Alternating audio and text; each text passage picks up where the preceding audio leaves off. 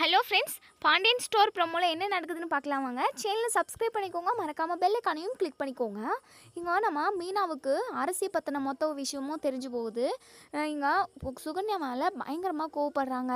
ஏன்னா அரசி குமாரை பார்த்து பேச போனது விஷயம் அவங்களுக்கு தெரிஞ்சிருக்கு. ஆனால் நம்மக்கிட்ட தெரியாத மாதிரியே நாடகம் போட்டிருக்காங்க. அவங்கள உண்டுலன்னு பண்ண போகிறேன் அப்படின்னு சொல்லி ராஜிக்கிட்ட சொல்கிறாங்க. ராஜியுமே சொல்கிறாங்க, ஆமாக்கா சித்தி யார்கிட்டையுமே உண்மையை சொல்லலை, இதை அப்படியே மூடி மறைச்சிட்டாங்க. அவங்களால தான் அரசி வாழ்க்கையே இப்போ அழிஞ்சு போச்சு அப்படின்னு சொல்லி பேசிக்கிட்டு வராங்க. வீட்டுக்கு வந்ததுமே இங்கே சுகன்யா கிட்ட போயிட்டு மீனா பயங்கரமாக சண்டை போடுறாங்க. இங்கே பாருங்கள், உங்களுக்கு கொஞ்சமான புத்தி அறிவு ஏதாவது இருக்கா?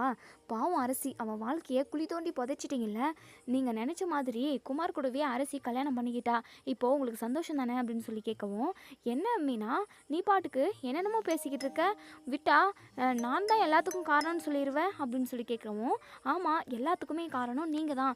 வீட்டில் எல்லாருமே அரசியை தேடி அலைஞ்சிக்கிட்டு இருக்கோம். ஆனால் நீங்கள் அரசி குமாரை பார்த்து பேச போன விஷயம் உங்களுக்கு தெரியும். நீங்களே தான் கூட்டிகிட்டு போயிட்டு வழி அனுப்பி விட்டுருக்கீங்க. அப்படி இருக்கிறப்ப நீங்கள் யார்கிட்டையுமே விஷயத்த சொல்லாமல் உங்களுக்கும் ஒன்றுமே தெரியாதுன்ற மாதிரி தான் நடிச்சுக்கிட்டு இருந்தீங்க. இங்கே பாருங்கள், எல்லா விஷயமும் எனக்கு தெரிஞ்சு போச்சு. எல்லாமே உங்களால் தான். அரசியை கூட்டிகிட்டு போயிட்டு எதுக்காக நீங்கள் குமார் கிட்ட விட்டீங்க அப்படின்னு சொல்லி கேட்குறாங்க. இங்கே நம்ம சுகன்யா அப்படி திருட்டு மொழி முழிக்கிறாங்க.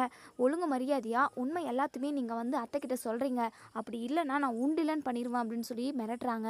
உடனே இங்கே சுகன்யா இருந்துட்டு, என்ன மீனா மிரட்டுறியா? ஓ உனக்கு அவ்வளோ தைரியம் வந்துடுச்சா அப்படின்னு சொல்லி சொல்லவும், இங்கே பாருங்கள் ஒழுங்கு மரியாதையாக வரீங்களா இல்லையா அப்படின்னு சொல்லி கேட்கவும், முடியாது அப்படின்னு சொல்லிட்டு சுகன்யா சொல்கிறாங்க. பல்லார்னு ஒரு அறை விடுறாங்க. இங்கே பாரு, நானாகவே இருக்க மாட்டேன், இந்த மீனா பற்றி உங்களுக்கு எதுவும் தெரியாது அப்படின்னு சொல்லி சொல்கிறாங்க. அதுக்கப்புறம் வேறு வழியே இல்லாமல் சுகன்யா மொத்த விஷயத்தையும் சொல்லிடுறாங்க. குமார் ஃபோட்டோ வச்சு மிரட்டினது, அரசி போய் பார்த்து பேசின விஷயம் எல்லாமே